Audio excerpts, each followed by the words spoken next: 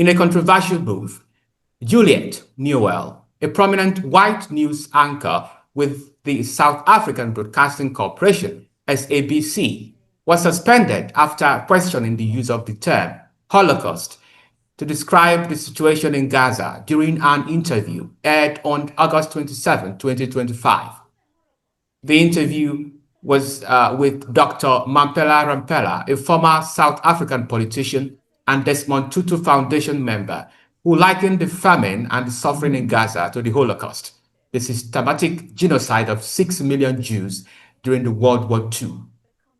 Newell, in the interview, asked pointedly, "How does your statement likening the famine in Gaza to the Holocaust, do you not see that as provocative?" End of quote. Now, this question sparked a tense exchange, with Rampela firmly defending her comparison, stating, "It is a Holocaust. Why can't I compare them?" She argued that the deliberate attacks on children, women, unarmed civilians, and using starvation as a weapon of war constitute a Holocaust by any definition. Now, following the interview and the ensuing backlash, the South African Broadcasting Corporation management took swift action, removing Newell from the air without scheduling her for further broadcasts. The broadcaster justified this decision, citing internal editorial policies aimed at building public trust and adhering to its public mandate for credible content. Critics, however, accused the corporation of censorship and bias, arguing that Newell's legitimate journalistic questioning was suppressed in favor of a politically charged narrative. The Palestine Solidarity Campaign, PSC, criticized the South African Broadcasting Corporation for failing to provide balanced reporting and accused the broadcaster of adopting foreign government talking points instead of conveying the unbiased truth. The PSC insisted on recognizing Gaza's situation accurately as genocide, while calling on the SABC to support South Africa's International Court of Justice against Israel. The suspension of Juliet Newell reveals deep tensions around discourse on the Israel-Gaza conflict in South Africa and globally. It highlights the challenges journalists face in covering polarized conflicts where probing questions can be viewed as provocative or politically insensitive. The incident also brings to the fore concerns about censorship, editorial independence, and the role of public broadcasters in faithfully reporting contentious issues without fear or favor. Due process, what is your take on this? Yes, I heard about the story, and to me, it's a bit been harsh on Juliet, who probably in a split seconds was able to put up what she believed to be a false narrative, trying to quell it, and she had to suffer for it. In context, when you look at the Holocaust, as it were, it was an agenda to exterminate an entire race, the Jewish race, right? And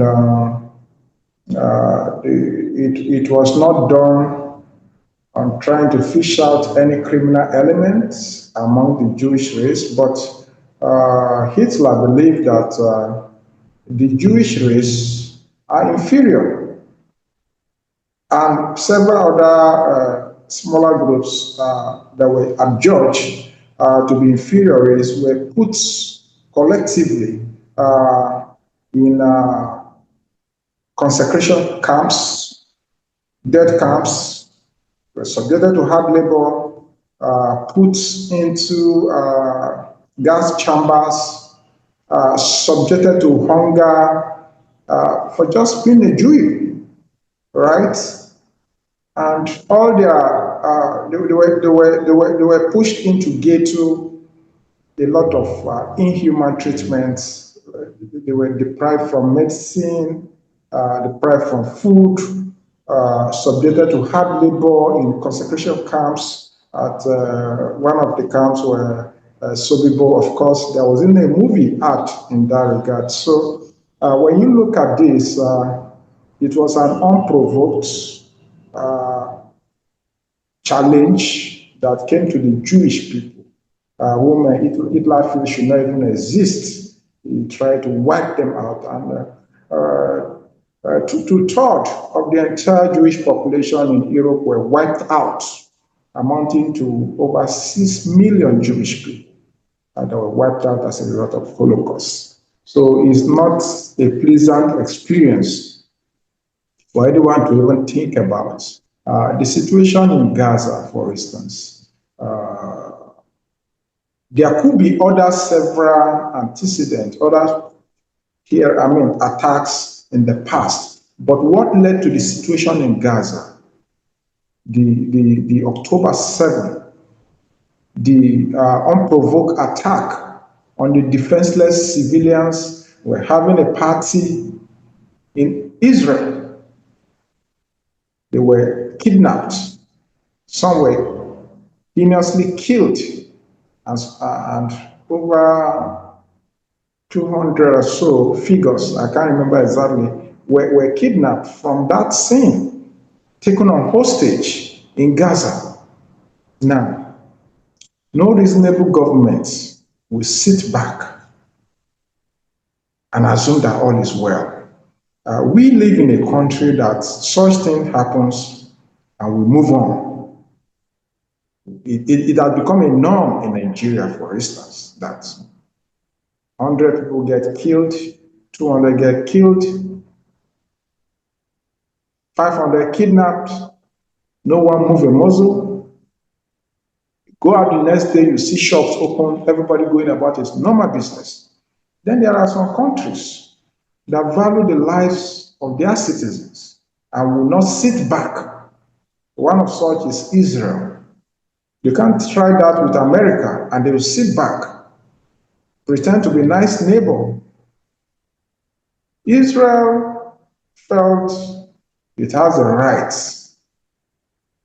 to fight and rescue those who were kidnapped, those who are taken to hostage. And the simple demands that were placed initially was release all the hostage in Gaza. The Hamas held them back, never released.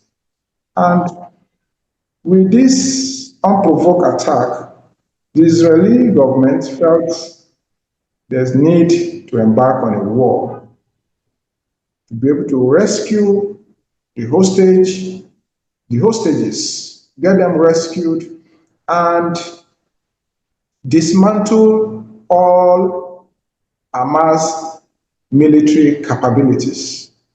It is on this premise that Israel went to war in Gaza. And of course, there are casualties ranging from women, children, who Hamas were using as a shield against military attacks from the Israeli government. And the FBI, for instance, the IDF, for instance, they try to minimize civilian casualties. And there are instances before they embark on attack, they give room for civilians to stay away from certain locations. They made announcements. Of course, there are other tactics that were employed because they felt some of these trucks that are transporting these food items to the enclave in Gaza are also carrying along some weapons. So they had to check, and they started stopping influx of aid in trucks to Gaza. And this led to starvation in Gaza as all livelihoods have been put to stop. Children, women died as a result of starvation. According to head counts, over 40,000 of people, Palestinians, have died in Gaza as a result of this war. And the Israeli government is very clear. They want to eliminate all the Hamas fighters, decimate all their military capabilities, ensuring that they lack the capability to stage another confrontation against the people of Israel, who Hamas have sworn an oath to ensure that they erase All right. every segment of Israel occupation. Thank you. But I want to ask you a closed-ended question before Ibrahim speaks. Would you consider what is happening in Gaza as a Holocaust, or would you compare it with what happened during World War II in Germany? Starting from the number of persons that have been confirmed dead in Gaza, 40,000. The number of Israeli Jewish that were killed during the Holocaust, over 6 million people. So that means you are not comparing both of them, right? I'm not waiting for both of them to hit the same number, even from the moral ground that led to the war. One was provoked, the other one was unprovoked. So, how do we make a All right. fair Okay. justification? All right. I've gotten your point. Mr. Ibrahim, please, briefly. All right. You can say briefly. Definitely, we are going I know to you're. discuss this I this know time you're passionate because about I this. have a vast knowledge about geopolitics and It's I'll all talk a right. lot about it. It's all right. It's all So, right. first and foremost, let's start by the words Holocaust, genocide, and using the word. I don't believe everyone has the right to use the word Holocaust and genocide on, for example, Israel as a nation. Why? Because it further trivializes that word and make it used very, very common for everyone to use. Because people will say, this is the Holocaust, this is the genocide. And these are very, very heavy words. That's why even in the International Criminal Court, it takes 4 years for the court to declare whether a country is committing genocide, Holocaust, or not. So I'm not in support of anybody who is using that word commonly to refer to what is currently happening. However, I would like to disagree with what most of the things that Mr. Due Process said, and they are clearly unfounded. There is never hatred without reason. The Germans hate the Jew because of what happened in the First World War. They claim that the Jews supported their own enemies while they were residing within their own territory. That was the reason. It was not unprovoked. It was clearly provoked. That's one part of the story.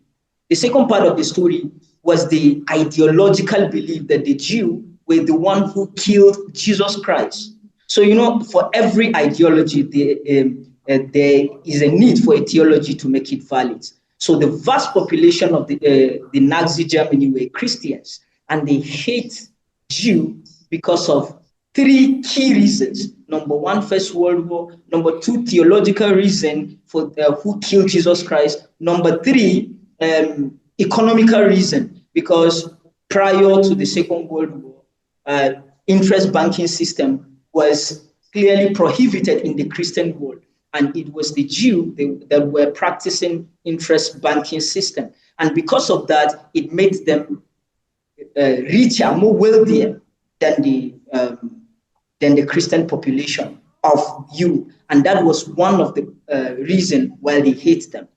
And with regards to, you accept that there could be an attack prior to October 7, and calling it unprovoked attack is intellectually disingenuous, because if there was an attack prior to October 7, then it did not happen in a vacuum. I will take you October 6, 200 Palestinians were killed in the West Bank. 200 Palestinians were killed in the West Bank. Then clearly it was not an unprovoked attack. And in the Gaza Strip was controlled air, land, and sea by the state of Israel. So they are the only country on earth that doesn't have a sovereign right to dictate what they want in their own land. Everything was dictated by their own neighbor. So we talk about right to self-determination here.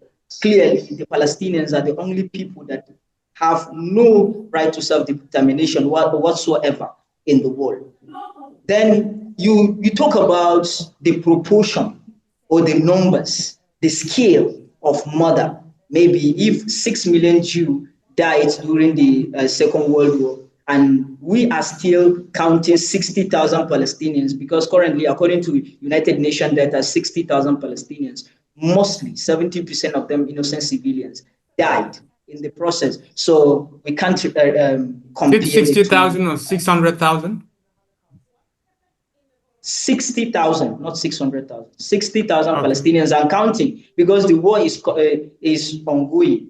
So according to genocide Holocaust experts based in the United States of America, according to United Nations, according to international criminal code and international code of justice, Israel are plausibly committing genocide on the Palestinian people. That's not my word. That's word of expert. That's word of international institutions that are widely accepted and regarded in the world.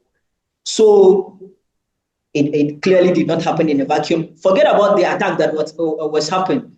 Israel was created in 1948 at the detriment of the people of Palestine. So clearly you can't say what happened on October 7th happened in a vacuum. It clearly have roots. Nobody will accept anybody from another land to come and say, for example, England will come and say, Igbos, you should live here. I'm going to bring people from Europe to take that land. I believe if it happened to you, you will not accept it. Why are you justifying it on another people? It's clearly injustice. And right. Let's call it with its name. So I'm not yet done. The reality is that it is not even helping the Jews. It's not even helping the Israelis currently, because Israel as a country is further isolated.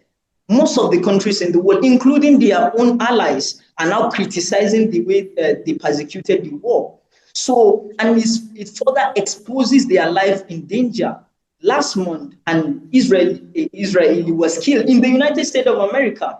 People were lynched in Oxford University, in Cambridge University, in the Western world. So clearly people are now hating them the most, and it's exposing the people to more danger. And for me, I'm not looking at the Israelis. There is a difference between the Israelis and the government of Israel. There's a difference between the Jewish people and the government of Israel.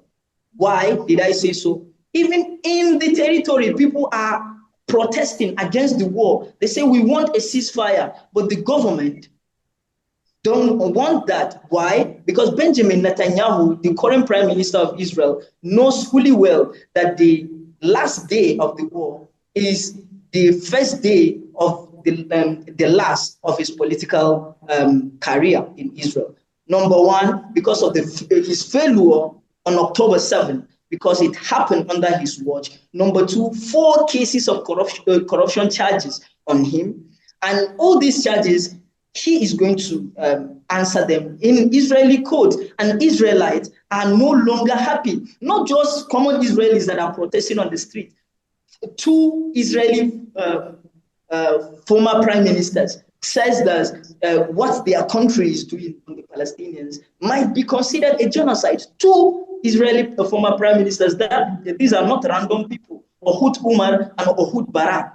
So clearly saying that the moral, should I say, the moral stance of the Holocaust on the Jew and what is currently happening. Everything started with 1. They started killing Jews from 1 to 6 million. And now the Israeli government have started killing from 1 to 60,000, which if we consider Hamas as terrorists, which I consider them as terrorist organization, then Hamas killed 1,200 Israeli citizens. And according to statistics, most of whom are military. Currently Israeli, let's assume that all the 1,200 people that were killed by Hamas were innocent civilians. Now Israel killed 60,000 Palestinians, 60 times the number of what Hamas have killed. Then if we will consider Hamas as a terrorist organization based on what happened on October 7th, the consistent ground is for us to consider Israel, on the other hand, as a terrorist state. That's the consistent stand. Okay. All right. Now I have three perspectives again to this event. First, the news anchor Juliet Newell is no doubt an experienced and seasoned journalist. He has spent over 25 years in the media. She's a well-known figure in South Africa, broadcasting, having worked as a news anchor for several media organizations in South Africa. TV channels like ETV, the South African Broadcasting Corporation that has sacked her now, and then DSTV's Summit channel. So she has anchored various programs, including business, news, current affairs shows, and has been recognized for her calm and soft approach to hard news interviews. So, as an experienced journalist, one would have expected her to act professionally, but that seemed not to have happened. And do not forget that she is a white South African, which means she must have allowed Western sentiments and emotion to creep into her professional media conduct. So this is indisputably condemnable, given that reason mandates the media to rid itself of bias and undue sentiments, especially when discussing moral and humanitarian issues like the Gaza war.